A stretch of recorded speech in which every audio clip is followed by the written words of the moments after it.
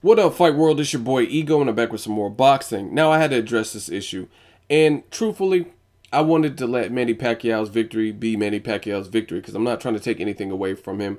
He definitely did what he needed to do against the opponent that was in front of him, which was Chris Algieri. However, some of you fans keep opening your mouth and saying crazy things and leaving the craziest comments where I can't just let it ride. I gotta speak my mind. Now, the whole situation is this. I give Pacquiao credit for taking the opponent that was in front of him and looking exactly like he did. It was dominant. He had 6 knockdowns, and he did what he needed to do. So this is not about Pacquiao. It's about some of the fans' perception of the opponent. And to me, Chris Algieri, a lot of people are anointing him like he's this masterclass boxer. This was actually one of my easier predictions to make. I just didn't see him having the tools to beat Pacquiao. Like, you're in Macau, China, so even if you outbox Pacquiao, you think they're going to give you the decision over there? Like, in Trump, the international superstar? I told you somehow, some way he would lose, and Pacquiao would be too much for him and fuck him up, and there's levels to this shit. And I still believe that. Now, the thing I don't understand is, again, instead of just letting it be Pacquiao's time to rejoice and kick back and relax, some of the fans are going above and beyond, and it's like they're trying to build up Chris Algieri like he's just this mythical boxing wizard, this masterclass boxer, and Pacquiao annihilated this dude. This was a 12-1 underdog. Pacquiao was the favorite. Chris Algieri, he had been fighting at 140. He fought at a catch weight of 144, which I don't understand why he had trouble making the weight, because he's been fighting at lower weights. However, it's still uncharted territory for him because he hadn't fought at 144, even though his frame looks like it could support it. But I told you one of the big factors would be the fact that he has no power at 140. You're not going to gain 4 pounds and necessarily just gain power. Even guys like Adrian Broner. Broner looked like he had good stopping power at 130, 135. As he moved up to 140 and 147, I haven't really seen that power carry up. He's not really stopping dudes. He had a knockdown in one of his fights out of the last 3, and that was against Emmanuel Taylor. So, again, I knew the power would be a factor. Pacquiao wouldn't respect it. And I want to break down, to me, from Ego, what a masterclass boxer is and why I didn't really rate Chris Algieri as that. Again, some of you guys, it's either, like Roger Mayweather says, you don't know shit about boxing, or you're trying to build up Chris Algieri to make him look more of a triumphant victory. Now, it's a good victory for Pacquiao because, again, he did what he had to do. However, Chris Algieri is not a masterclass boxer, and I told you guys that in so many words beforehand. So I got my prediction dead on, so I don't care. I don't have no reason to backtrack or make shit up and stuff. Check the videos that I have on my page. I said the same thing. When I think of a masterclass boxer, I think of Willie Pep, Guillermo Rigondeaux, Andre Ward, Floyd Mayweather, Vasyl Lomachenko.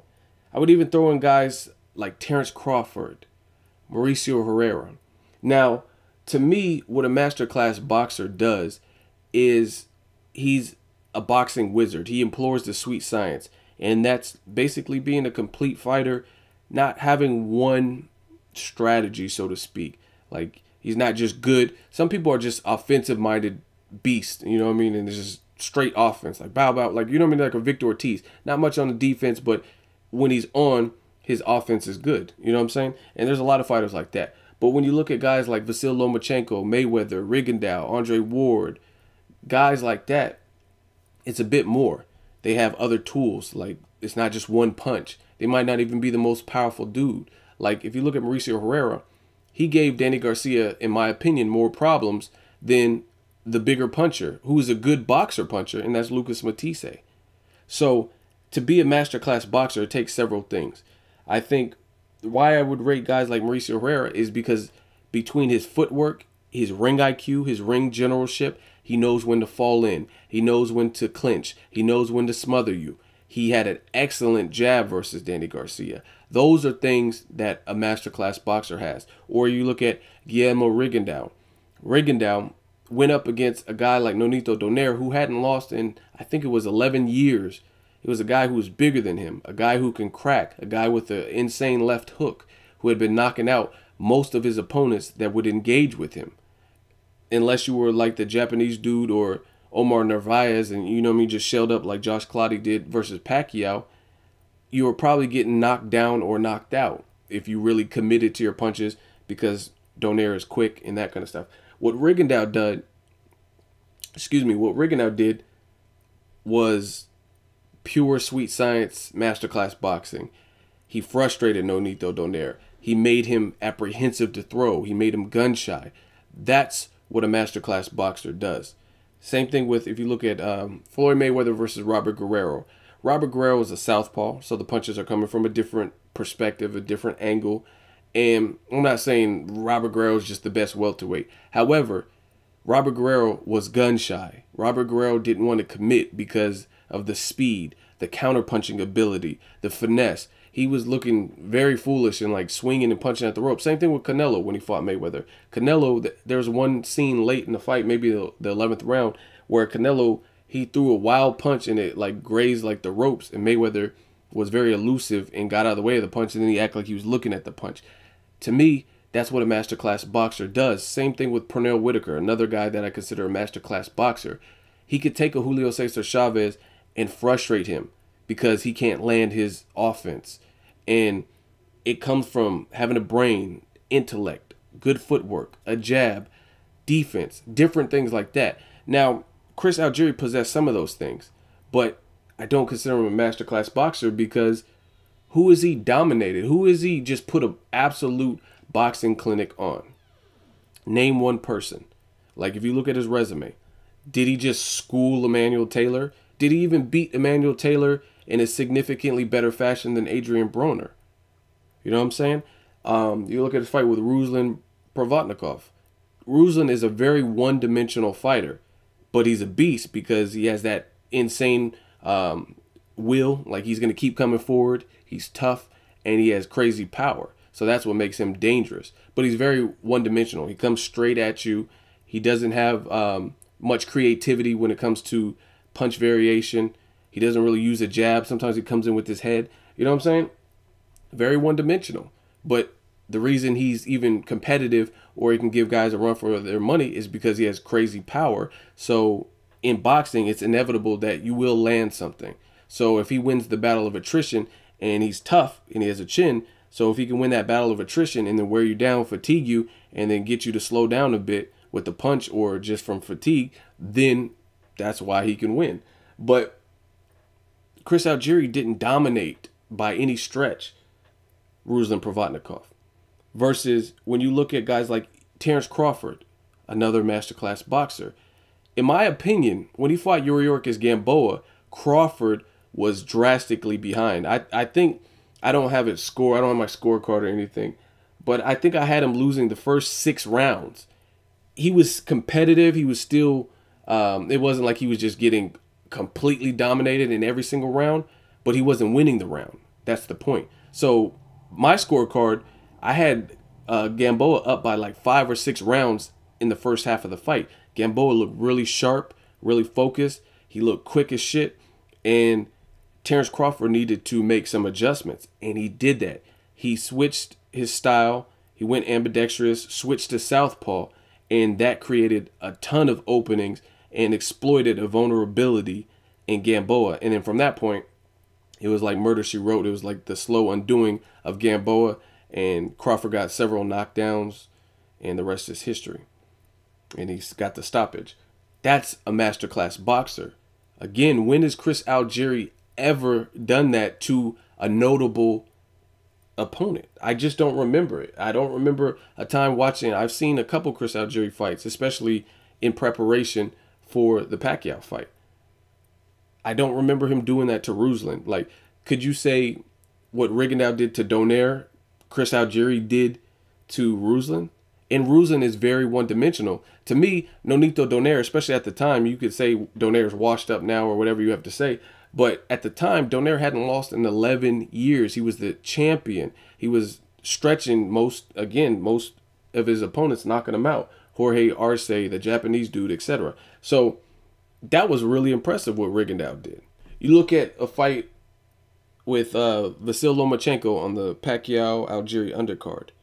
This dude is fighting with one hand, remaining composed. He's using great footwork. It's like everywhere Lomachenko wanted you to go, that's where he would turn you. He would turn you, and you had no choice but to kind of follow him, and he was setting up traps. The other thing with Lomachenko that I really like, aside from that, the footwork, is it's like he was always in a position to hit you, and you weren't in a great position to hit him back. That is a masterclass boxer. Very intelligent, very smart. He's always in the position to throw, and he's also in the position to get out of the way of your incoming shots, your counter shots. That is a masterclass boxer. With Chris Algieri, I don't really see that. You look at the Pacquiao fight. He got leveled. Like, his trainer was saying that dumb shit like, yeah, I got him where he wanted him. Chris, he really listened to me. I'm about to let him out the cage. And then seconds later, he got caught. And now, and to Chris Algieri's credit, Pacquiao's quick as fuck. So maybe he didn't see it coming. But even with Ruslan, a much slower fighter, he caught him bad in the first round. So I don't get this whole masterclass boxer that some of you guys are painting Chris Algieri to be. I haven't seen it. And I'm not trying to deconstruct the dude. But some of you guys are getting on the computer saying Chris Algieri beats Danny Garcia easy. He'll beat Maidana at 47. He'll beat Lucas Matthysse. He'll beat Adrian Broner. He'll beat this guy. He'll beat that guy. And I'm like, where's this? Like, based on what? He's tall? Because he's tall, he's going to beat all these guys?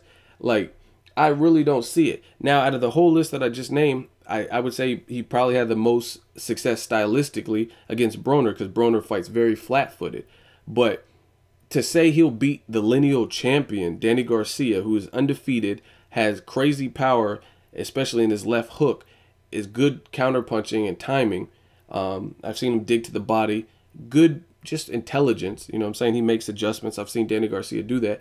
I don't understand where it's coming from. What performance has Chris Algieri given you that would you would pick him and bet your money on him over Danny Garcia, or even a Marcos Maidana? Okay, Marcos Maidana, he's not the most he's not going to give you finesse and make it look pretty, but Maidana is tough as fuck. He's tough as nails, and he could take a punch. He's been in there with Eric Morales, Floyd Mayweather twice, Adrian Broner, Victor Ortiz, Josecito Lopez, Devin Alexander. He's been in there with all of these guys, taking their best punches. Amir Khan and all these dudes, a body punch in the first round. He's been in there with these different guys, taking all of their best shots, and some of those guys actually have power, and he weathered the storm. He might have been hurt, but he battled back, and in some of those fights he got the stoppages, but he never got stopped himself. So I really don't see what Chris Algieri at 147, like some of you guys are saying, what is he going to do to discourage Marcos Maidana from coming in, when Maidana's been in there with bigger punchers than himself? And again, back to the footwork, I don't see Chris Algieri having better footwork than Floyd Mayweather, Devin Alexander, or Amir Khan. I think they all have better footwork than him, even Pacquiao. All of them. All of those guys have better footwork than Pacquiao. Some people are like, oh, yeah, he was doing this like Muhammad Ali shuffle in the Pacquiao fight where he was moving his feet, and it looked good, but you weren't doing anything, and you were clearly losing the round, because it's like you're doing all this like flair and like, you know what I'm saying, the Sugar Ray Leonard, Muhammad Ali shuffle and shit, but you're not throwing any punches, versus the masterclass boxers that I've been talking about, Floyd Mayweather, Rigondeaux. Some people say, oh, they run, but they have more of an offense than that. They can fight on the back foot. You know what I'm saying? Floyd Mayweather was on the ropes with Marcos Maidana, and Marcos Maidana, a deadly puncher, had him cornered and throws punches from an unorthodox, like you can't see the punches coming because he throws them from weird angles and stuff, just like Pacquiao. And Mayweather was still countering. He was still throwing crisp, sharp counters, rolling with some of the punches and then firing back, then getting defensive, doing things like that. Chris Algieri was doing like the footwork and staying out of danger, but there was no offense to it versus Pacquiao.